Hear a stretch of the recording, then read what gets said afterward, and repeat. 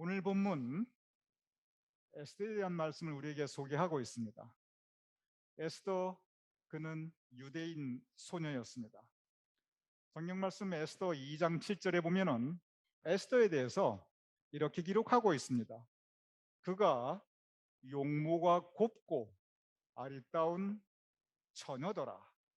성경에 보면은 하나님께서는 사람의 외모를 보지 않으신다고 분명히 말씀하고 계십니다.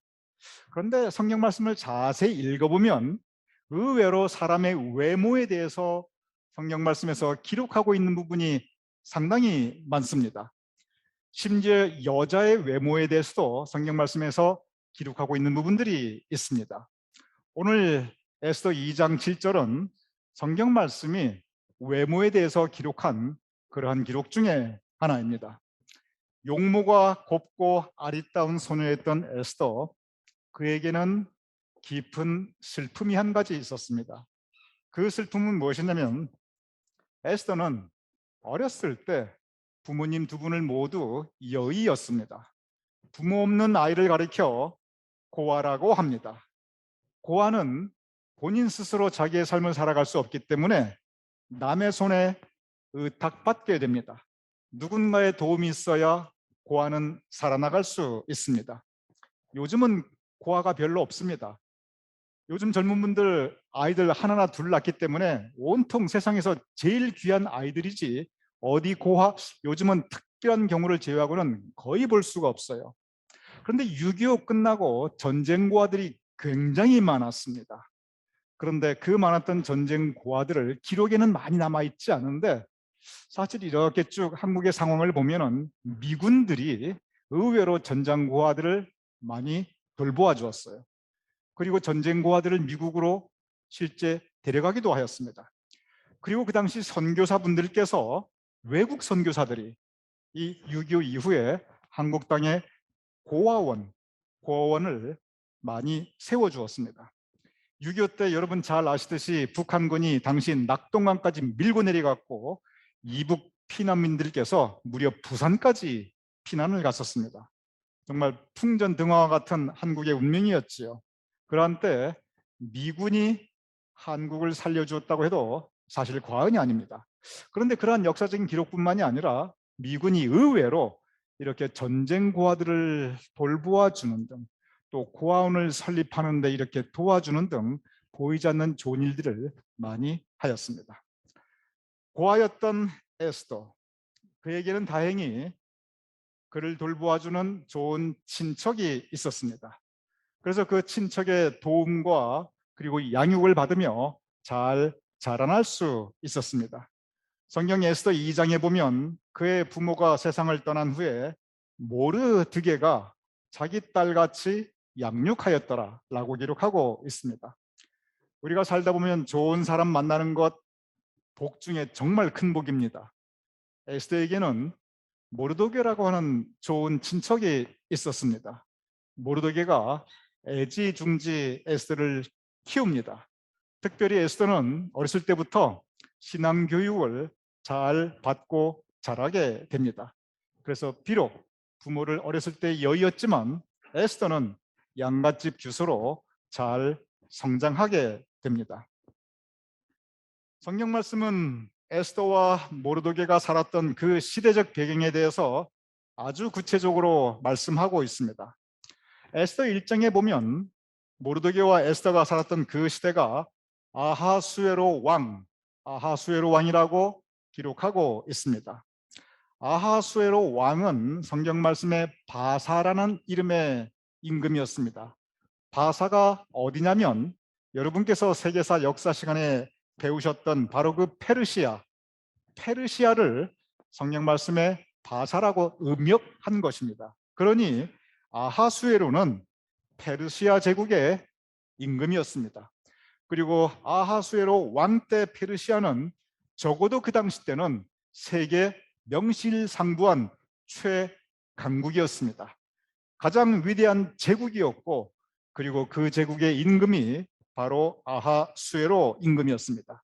그리고 이 아하수에로 임금에 대해서는 역사적인 기록과 그의 치적이 분명히 기록되어 있고 영화로도 이미 많이 만들어진 아주 유명한 임금이었습니다. 그는 페르시아 영토를 넓혔고 나라를 부강하게 하였고 그의 치하에 적어도 페르시아는 태평성대였습니다. 그러니 에스더가 살았던 그 시대의 아하수에로 임금은 적어도 그 시대, 적어도 지구상에서 그때 당시는 최고 권력자였습니다. 에스더는 바로 그 아하수에로 임금의 바로 그 시대에 살고 있었습니다. 비록 어렸을 때 에스더가 부모를 여의었지만 자기 딸같이 사랑하였던 친척 모르드교의 도움을 받으며 에스더는 살아가고 있었습니다. 좋은 환경, 좋은 신앙 교육을 받으며 나름 행복하게 살고 있었던 에스더. 그래서 이제 성경 말씀에 용모가 곱고 아리따운 처녀, 결혼 정년기로 성장한 에스더, 그에게 전혀 생각하지 않았던, 그의 인생에 단 한 번도 꿈꾸어 보지도 않았던 사건이 생기게 됩니다. 그것은 뭐냐면 이 페르시아 제국의 임금 아하수에로가 바로 이 에스더를 왕비로 맞이했다는 것입니다. 이것은 어느 면으로 생각해 보아도 놀라운 일입니다. 특별히 에스더의 신분 배경을 생각하면 더더욱이 놀라운 일입니다. 에스더가 아무리 양갓집 규수라 할지라도, 아무리 용모가 곱고 아리따다 할지라도 페르시아 사람들 입장에서 보면 에스더는 식민지 백성이었습니다. 여러분 한번 생각해 보시기 바랍니다. 인도가 영국의 식민지입니다. 인도 사람과 영국 사람 생긴 것도 달라요. 그런데 인도의 한 처녀가, 식민지 나라 백성 인도의 한 처녀가 그 당시 세계 최강국이었던 영국 국왕의 왕비가 된다? 여러분, 이것이 역사적으로 가능하다고 생각하십니까? 그런데 바로 그러한 일이 에스더에게 일어났던 것입니다. 식민지 백성이었던 에스더가 당시 세계 최강국 페르시아 황제의 왕비가 되었던 것입니다. 후궁이 아니라 정식 왕비의 신분. 이것은 어느 면으로 보아도 놀라운 일입니다. 세상적인 시각으로 보면, 또 우리가 일반적으로 생각할 수 있는 상식으로 생각해 보면 엄청나게 출세한 것으로 감탄할 수 있습니다. 아주에서 야, 정말 팔자 고쳤다라고 생각할 수 있습니다. 그러면 과연 이것이 에스더에게 행복한 일이었을까? 우리는 다시 한번 반추해 볼 필요가 있습니다. 이렇게 에스더가 왕비가 되었지만, 그러나 이 사건은, 그리고 이 인생은 에스더가 한 번도 꿈꾸었던 일이 아니었습니다. 이것은 에스더의 삶의 계획이 전혀 아니었습니다. 에스더는 오히려 평범한 남자에게 시집가서 아기 낳고 행복하게 그렇게 살고 싶어 했을 것입니다. 자기 신분에 맞게, 모나지 않게, 그저 평범하게 행복하게 어린 소녀 마리아가 생각하였듯이 그렇게 에스더는 생각하였을 것입니다. 전혀 바랬거나 계획했던 일이 아니었습니다. 이 때문에 에스더가 기뻐하였는가? 아닙니다. 성경 말씀 보면 에스더가 왕비가 되었다고 기뻐하고 감사하고 찬양하는 장면 전혀 없습니다. 오히려 성경 말씀 보면 당황해하고 있습니다. 다만 자기 인생이 그렇게 진행되고 있으니 에스더는 그냥 순응할 뿐이었습니다. 도대체 내 인생이 왜 이렇게 되었는지, 도대체 내 인생 가는 길이 왜 이런 길로 들어섰는지 에스더는 전혀 이해할 수 없었습니다. 그러나 에스더는 자기에게 주어진 운명으로 순응하고 받아들이고, 그리고 왕비로서 이제 새로운 삶을 시작하고 있습니다. 그러던 어느 날 에스더와 모르드게는 놀라운 소식을 듣게 됩니다. 그 놀라운 소식은 그의 동족 이스라엘 사람들을 이 페르시아 왕궁에서 모두 죽일 것이라고 하는 그러한 소식입니다. 여러분께서 독일 히틀러 치하 당시에 유대인들이 엄청나게 학살당한 것을 알고 있을 것입니다. 유대인들이 히틀러 치하에서 엄청나게 많이 학살당했던 것, 이것은 철저한 계획에 의한 것이었습니다. 마찬가지입니다. 지금 모르드게와 에스더가 듣고 있는 그 소식, 그 계획, 유대인들을 몰살시키겠다, 이 계획이 그대로 실행되면 이것은 유대인들이 히틀러 치하에 유대인들 홀로코스트 그렇게 몰살당한 거 비교가 안 되는 일이었습니다. 이 계획, 유대인들을 모두 죽이자, 이 계획을 돌이킬 수 있는 사람은 세상에 오직 한 사람밖에 없었습니다. 그것은 바로 권력자 아하수에로 임금이었습니다. 성경에 나타난 모르드게, 그는 하나님을 신실하게 섬기며 살았던 신앙인이었습니다. 모르드게는 이러한 위기 가운데 자기의 동족을 살리고 싶었습니다. 참 신실한 신앙인이자 또한 민족주의자였습니다. 모르드게는 생각합니다. 이 상황에서 유대민족 내 동족을 살릴 수 있는 유일한 방법은 오직 한 가지, 아하수에로 임금의 마음을 움직이는 것이다. 실제 그러하였습니다. 그리고 아하수에로의 마음을 움직일 수 있는 것은 오직 또 한 가지, 그의 왕비, 아하수에로가 사랑하는 그의 왕비 에스더밖에 없을 것이다. 그는 판단하게 됩니다. 그 판단 후에 모르드게는 에스더를 만나게 됩니다. 그리고 에스더에게 아하수에로에게 나가서 설득해달라 부탁을 하게 됩니다. 이때 모르드게가 하는 아주 유명한 말이 있습니다. 오늘의 본문입니다. 에스더 4장 14절, 여러분의 주보에 기록되어 있는 오늘의 요절입니다. 너가 왕후의 자리를 얻은 것이 이때를 위함이 아닌지를 누가 알겠느냐 하니, 이때가 어떤 때입니까? 위험한 때입니다. 이때가 어떤 때입니까? 유대인들이 몰살당한 그럴 때입니다. 그런데 이때를 위해서 너가 왕후의 자리를 얻은 것, 하나님께서 너의 삶을 인도하셔서 하나님께서 너에게 왕후의 자리를 허락하시어 너가 왕후가 되게 만든 것이 바로 이때를 위한 하나님의 계획이 아니겠느냐. 하나님께서 세우신 목표가 있고 그 목표를 위해서 너를 아하수에로의 왕비가 되게 한 것이 아니겠느냐. 모르드게는 에스더에게 질문하고 있습니다. 이 질문은 신앙적인 질문입니다. 돌아보아라. 너의 인생 여기까지 인도하신 분 하나님이 아니시겠느냐.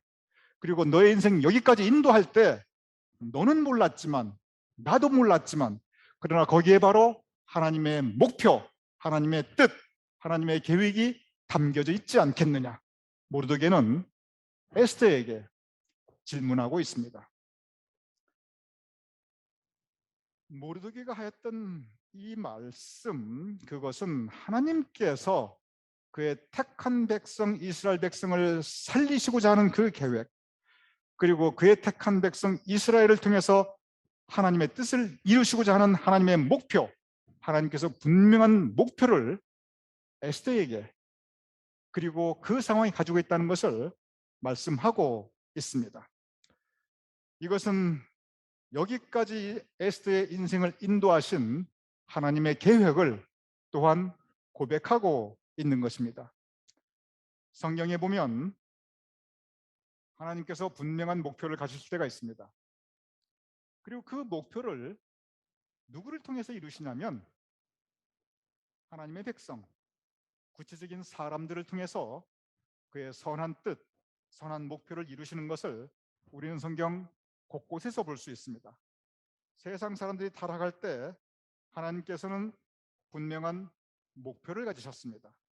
그리고 그 목표를 위해서 노아의 삶을 이끄셨습니다.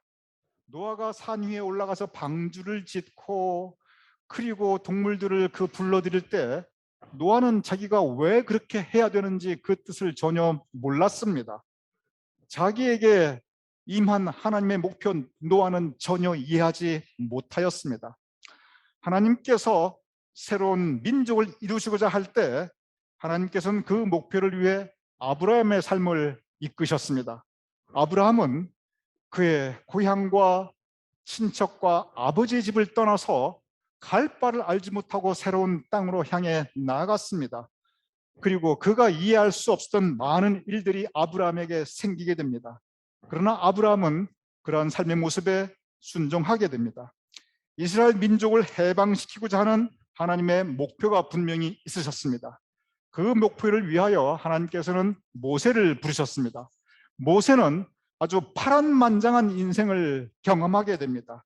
나중에 미디안 광야에 가서 목자로서의 삶을 살아가게 됩니다. 내 인생 왜 이렇게 나락에 떨어졌나 모세는 알 수가 없었습니다. 그런데 그 가운데 하나님께서는 분명한 모세를 향한 목표를 가지고 계셨습니다. 하나님께서는 온 세상을 구원하시고자 하는 선한 새로운 목표가 있었습니다. 그 목표를 위하여 마리아의 삶을 이끄셨습니다. 행복한 인생을 꿈꾸었던 마리아, 결혼을 앞두고 있었던 마리아, 그의 삶은 이상하게 뒤틀려지게 됩니다. 마리아는 이해할 수 없었습니다. 그러나 마리아는 그 하나님의 뜻에 그저 그는 몰랐지만 순종하고 있습니다.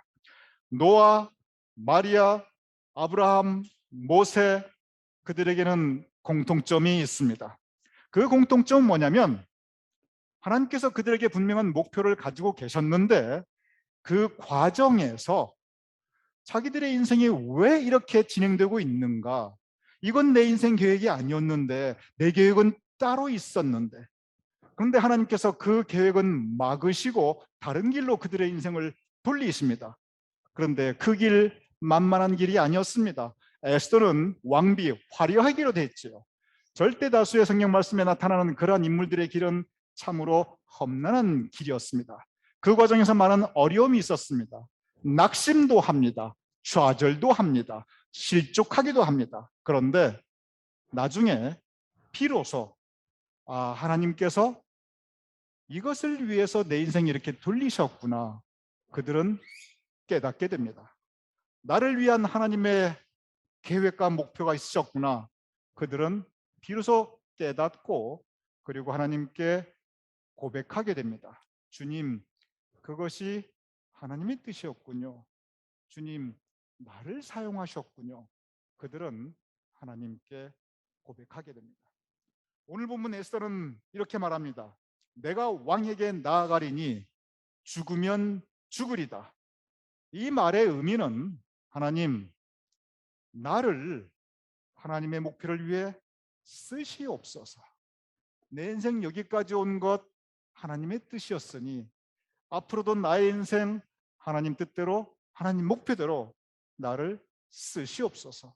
내 인생 하나님의 것이옵나이다. 죽이시려면 죽이시고 살리시려면 살리시옵소서. 내가 왕에게 나아가리니 죽으면 죽으리이다. 이것은 체념이 아닙니다. 이것은 포기가 아닙니다. 이것은 순종이었습니다. 여러분과 저 우리의 인생을 한번 돌아보시기 바랍니다. 저도 요즘 제 인생 많이 돌아봅니다.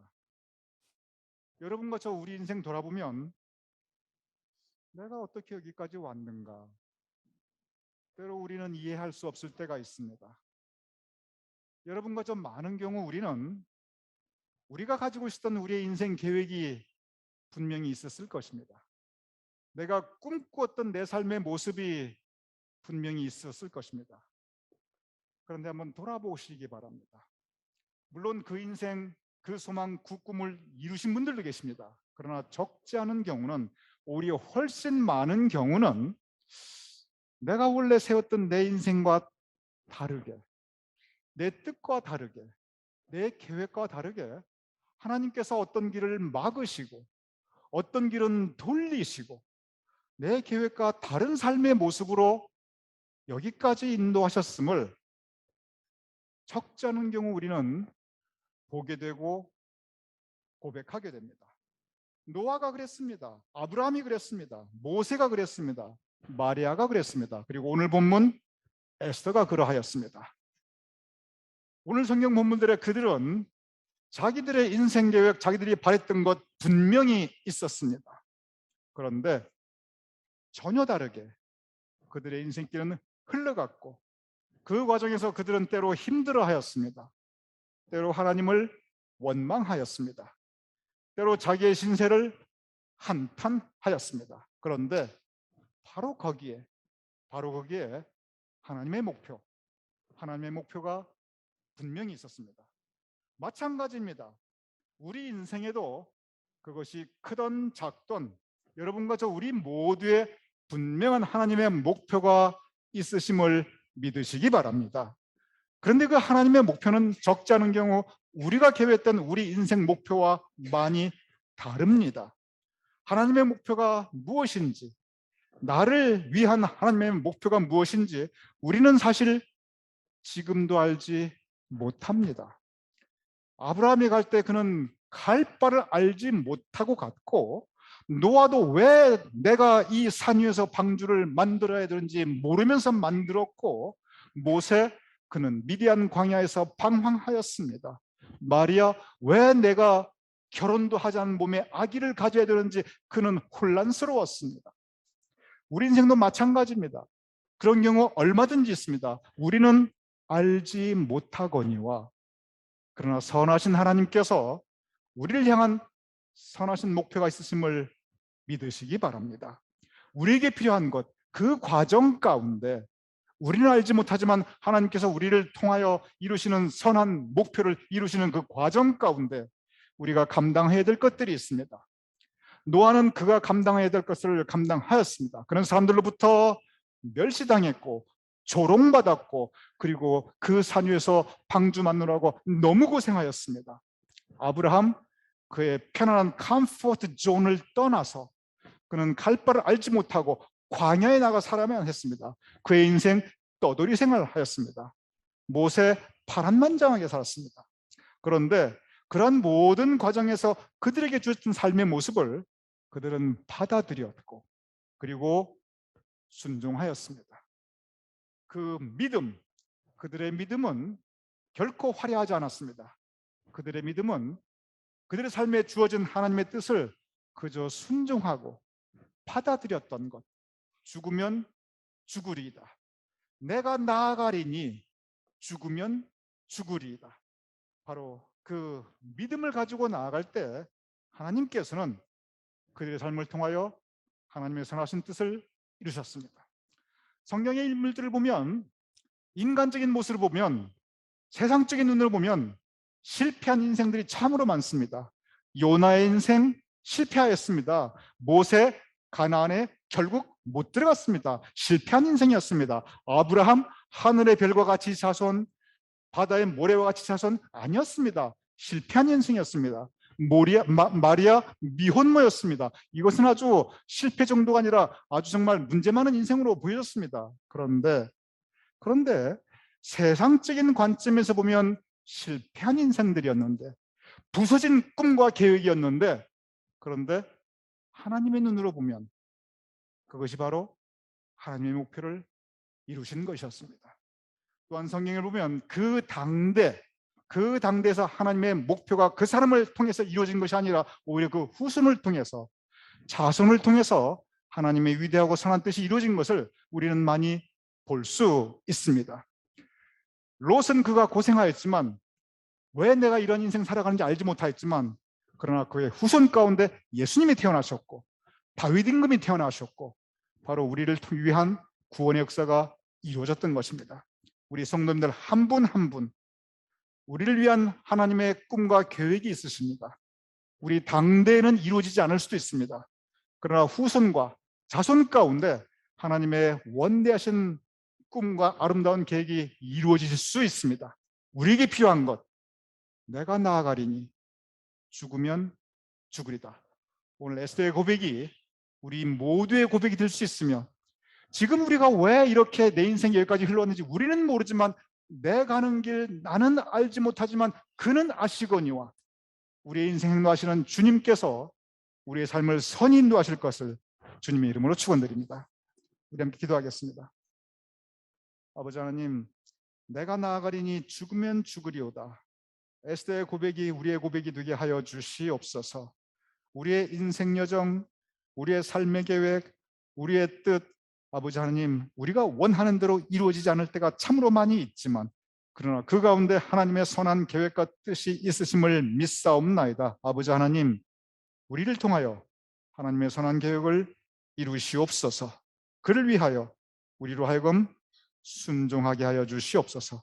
그를 위하여 아버지 하나님, 오늘 이 시간 우리에게 하나님께서 허락하신 하루하루를 하나님의 뜻을 생각하며 하나님의 뜻에 합당하게 예수님의 제자로 살아가게 하여 주시옵소서. 감사함이 예수님의 이름으로 기도드렸사옵나이다. 아멘.